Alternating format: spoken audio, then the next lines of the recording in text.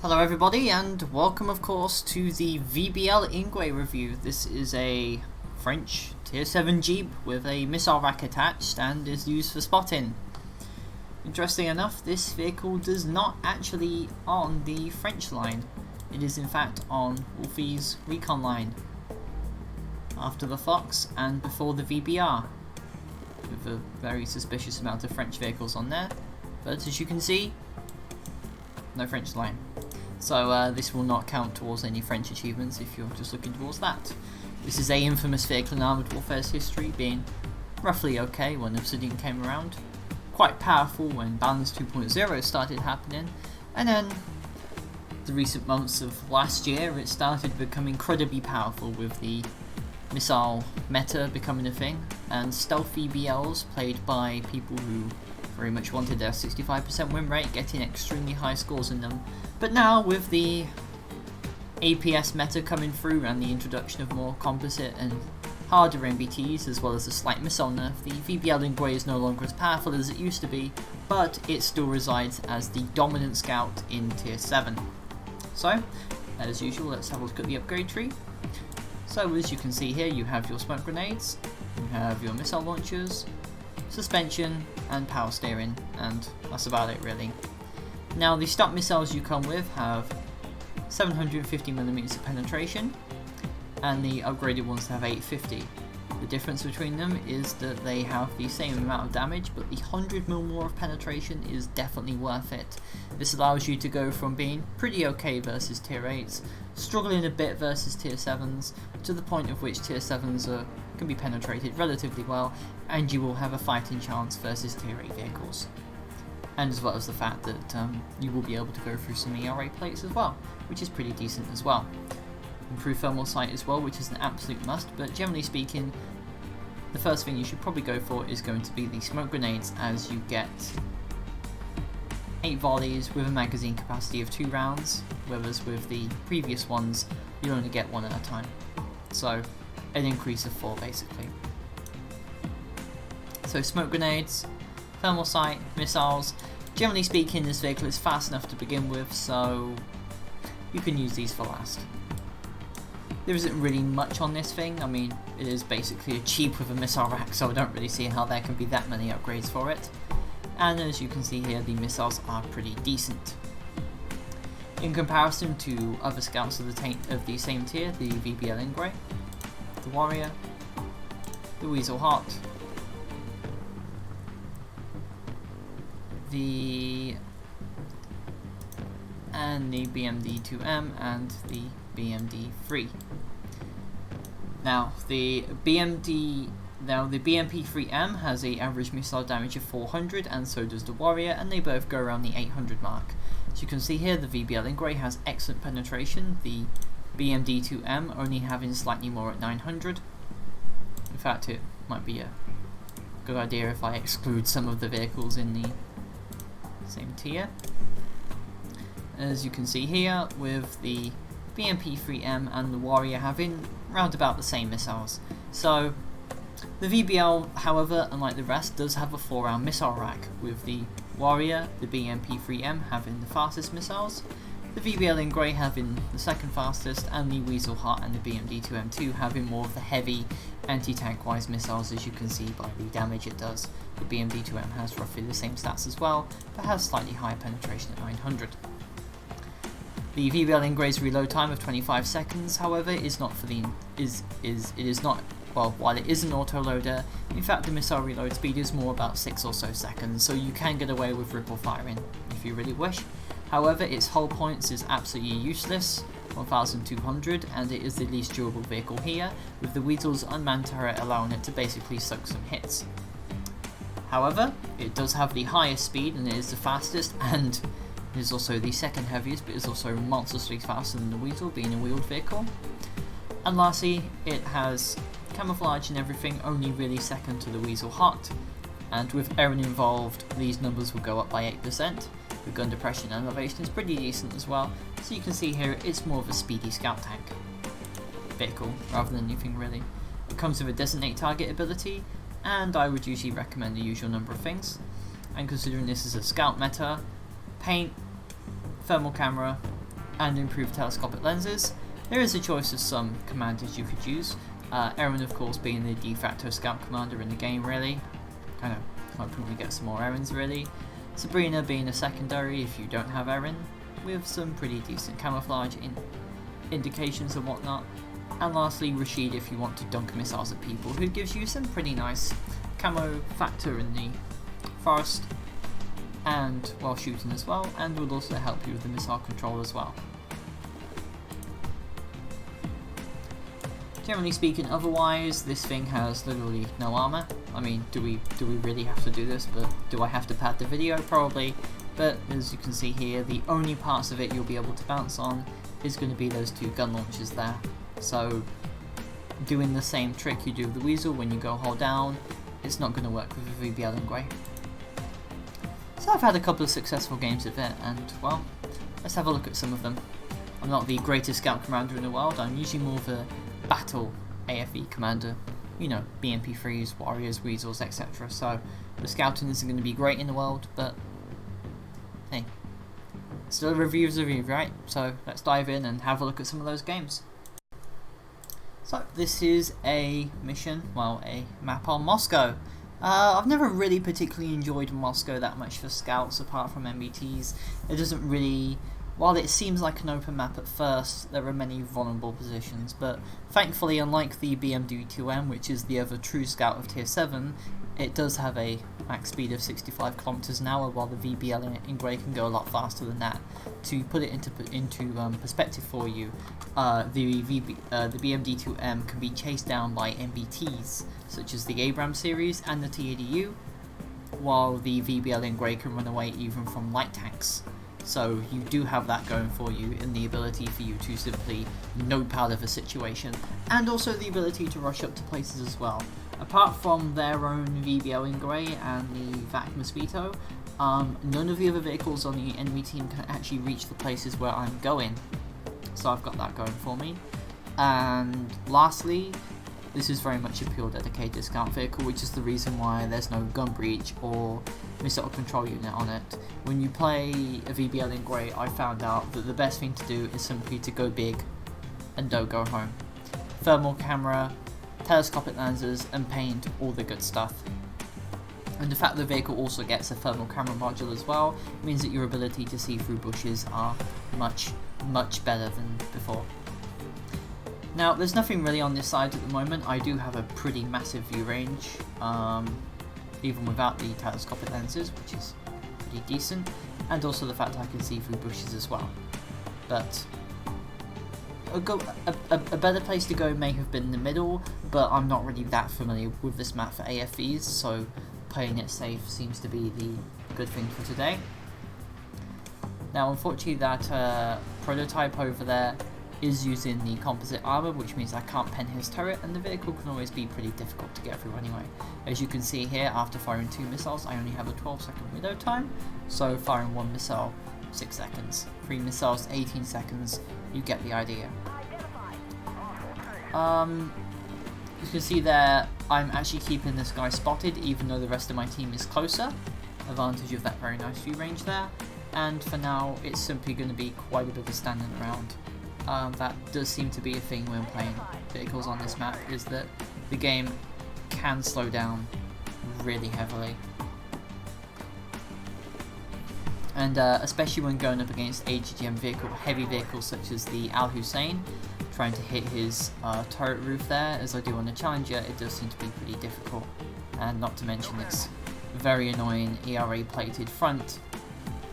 Wasted missiles here, and the fact you only get 30 missiles means that you get around 7 clips of missiles with 2 left. So I've just wasted a 1/7 of my total capacity firing at that Al Hussein. So yay me. However, despite that, once you get the missiles hitting people, the VBL INGWE can be very damaging to people. It just means you might have to wait a couple of minutes, which we're going to do now. We're going to slowly go up, just basically doing the same over and over again, and now I start getting spotted by the Leclerc, I believe. It can be a bit of an issue, but the ability to nope out of here, as you can see, is Very good. Wait for the telescopic lenses to pop, and there we go. That's one hit, 857 damage. This tank usually does around that much, and not many people do this, but you can actually hit the engine decks of MBTs with missiles as thin armor, and usually the heat rounds will go through. So that's 4 hits, 3,200 damage. That's pretty decent, I'll take it. However, long enough reload time of 25 seconds. I mean, then again, is 25 seconds really that long if you've just done 3,200 damage to someone? I don't know. But regardless, at this point, we are really losing this map. Generally speaking, I'm slightly unsure what I could have done. Nice hit on that Type 90 as well over there. But 613, 857 up there. Things will happen. It can possibly do 900 damage on a really good hit, but that really counts if you're hitting really thin armor, which will not usually happen with MBTs, just with the engine deck really. If I'd have hit the driver's hatch, then it's likely it would have done 613, 613, 613, so a lot less damage there. About 2,200 instead of 3,200. So moving up for now, you can be quite aggressive with VBL INGWE. Players such as Capian are very good with their VBLs, and if you ever see them on the battlefield, be sure to look at how they're doing. They're a hell of a lot better at this than I am. But regardless, let's keep going. Kind of unsure that the clerk over there was doing, but okay. So keep going for now. Generally speaking with this map, is I like to call these bits here the bunkers, because they remind me of the nuclear-proof air shelters at Ramstein Air Base. I haven't been there, but you know, I've seen maps and stuff, so it's all pretty decent. For now, however, probably going to move up to the next one. Like I said here, playing safe might not have been the best idea given the choice, but when you're uncomfortable with a situation, like I'm in VBL INGWE, Moscow, what? And knowing very well that the enemy is going to take that high ground up there, playing safe did seem to be the right call at the time. And 3,800 damage is pretty decent anyway. It's 3 times my vehicle's HP in damage, so I'll take it. For now, however, another lull in the battlefield. This time you can usually tell that rush over there is going down there.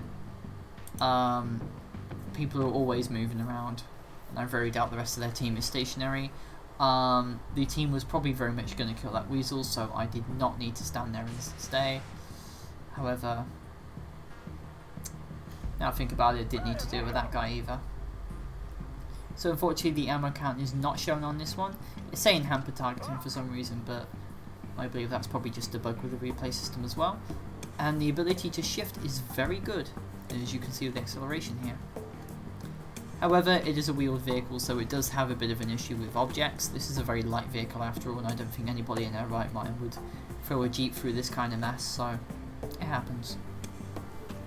For now, the prediction is that those guys, the Stingray, Buford, K1A1 and the other guy down there are probably above that object, so we all need to shift very much in this game. My other platoon mate Hedy is dead, he loves his Merkavas very much, and now I'm relatively sure that I can go through the tunnel here. In fact, it's one of the only tunnels that actually goes below the map in Armored Warfare. Pretty decent. I would actually like to see more of these tunnels.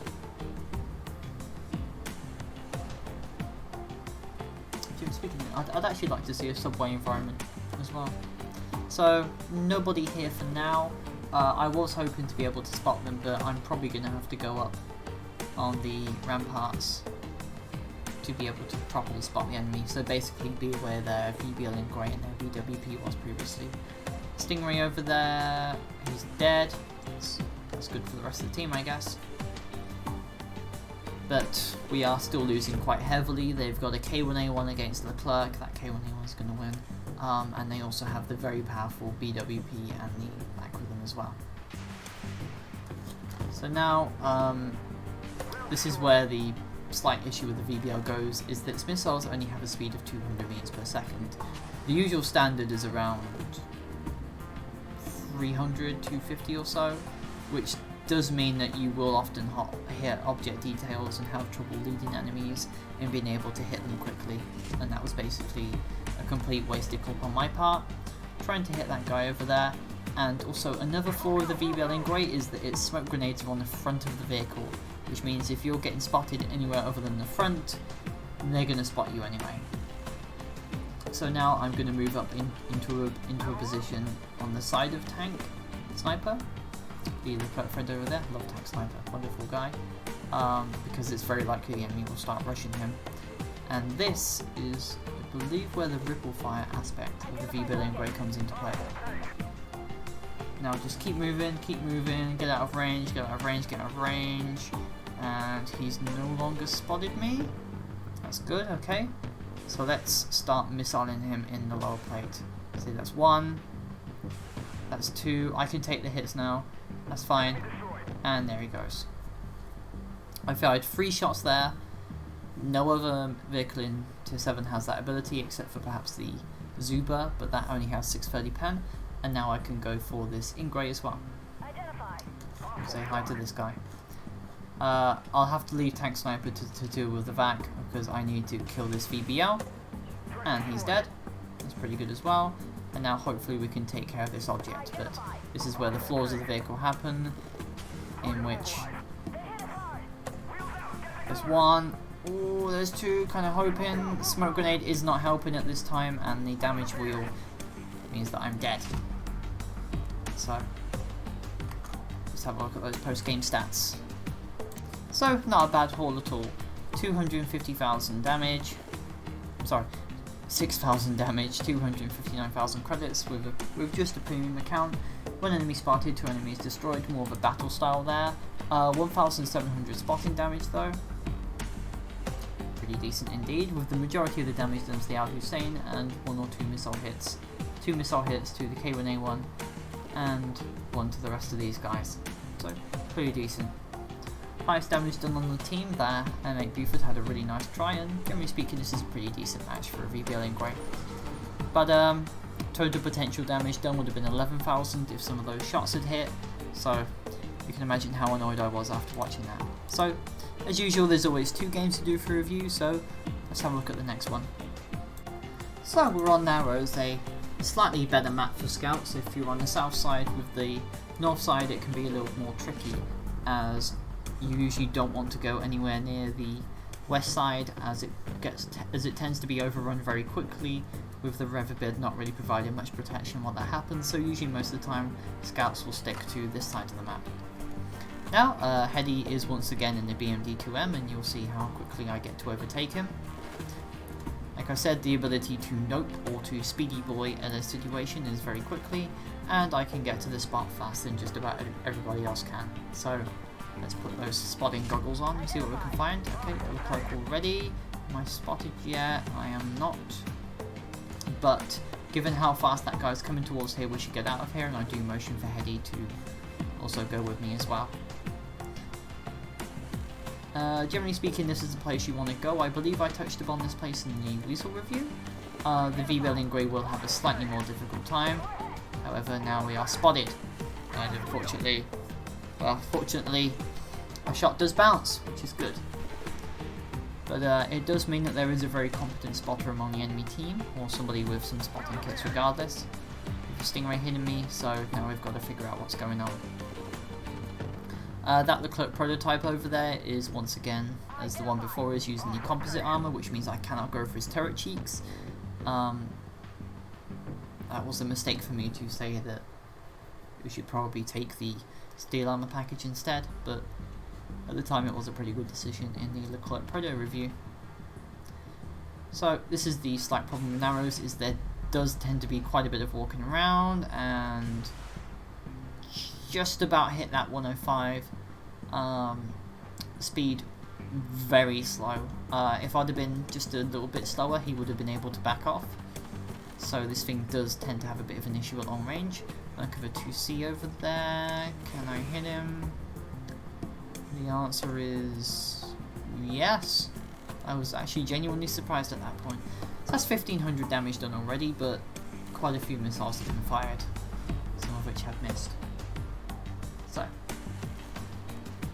this is a pretty decent position to be in, but most of the wise on North team, this is only a decent position to be in if your team is actually winning this part of the map, and so far they're not. They are failing to push up through there, and there's enemies at the back, which means, yeah, you're going to get spotted real soon. And unfortunately I can't help them either, as I don't really have the penetration to deal with the Leclerc proto. Well, its turret anyway. The VBL INGWE, kind of like the crab really, is more of a flanker than anything else really, and if I get on their sides they're dead, but frontally issues can be had. So unfortunately you do tend to run around quite a bit with an INGWE, but at least it's speedy and able to do this, unlike say a BMD2M, which once you get into place it can be very difficult to root yourself out of it. So warrior come in. Ooh, I want to hit him, nope. Him again, no. Once again, if that missile had been just a bit faster, I would have been able to hit him in the hull, and it's very likely he would be dead. So, kind of have to emphasize that flaw of the INGWE by quite a bit. But now, pop the telescopic lenses, and we should be able to see the enemy moving up. The warrior does tend to have pretty good camouflage, and so does that Centaur 105, but their MBTs, thankfully they don't.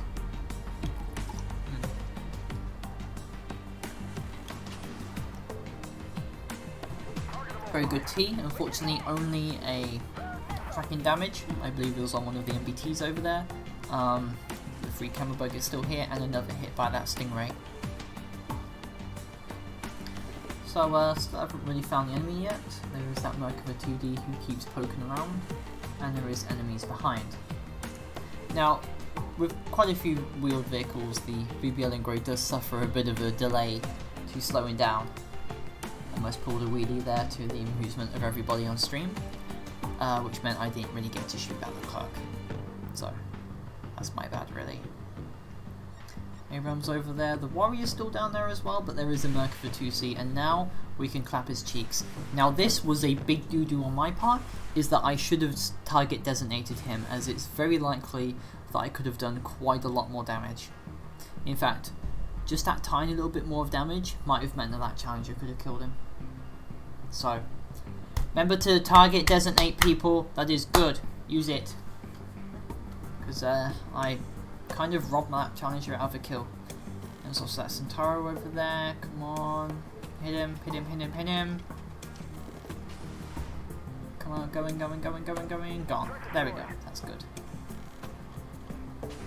Now another Merkava 2C over there.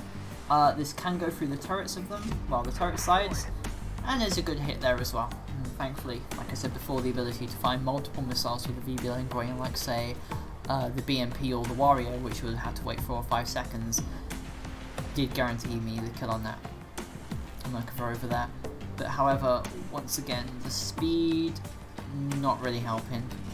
I should have been able to loop my missiles over, but you know, it happens. So for now the game's a little bit neck and neck at this point. I do desperately want to hit this Abrams in the thing, but unfortunately, bouncy bounce.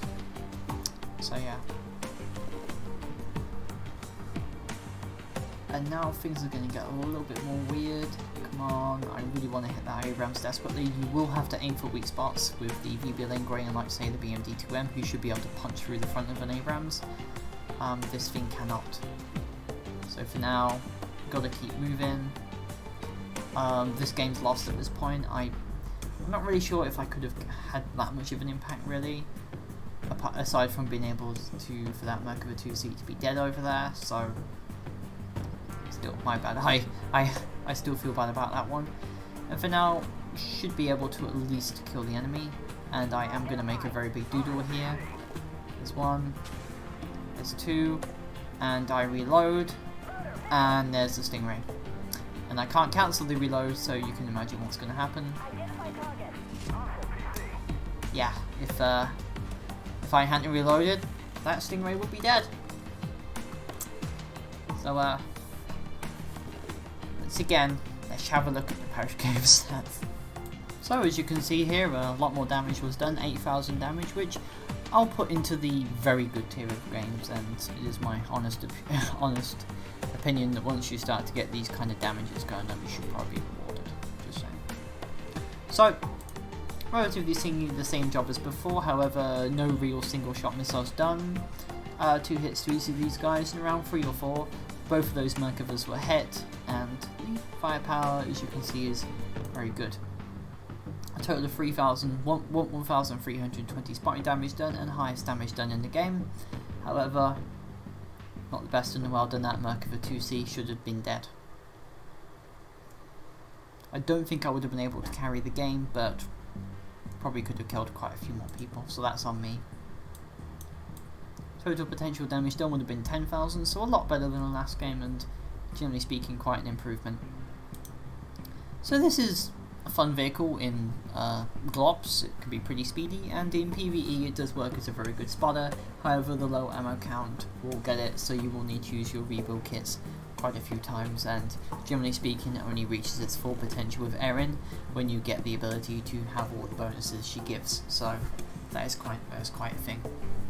But regardless, I've generally enjoyed playing this once you get the hang of it, and hope if you do get one of these in the future, you'll enjoy it too.